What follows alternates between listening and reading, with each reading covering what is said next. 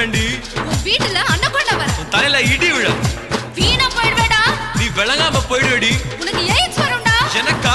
உன்னை எவனா கற்பழிக்க போறாண்டி. ராஸ்கல் இழுத்து வச்சு. ஐயோ இறைவன் எதிரில் தோன்றி என்னிடம் மரம் கேட்டானே.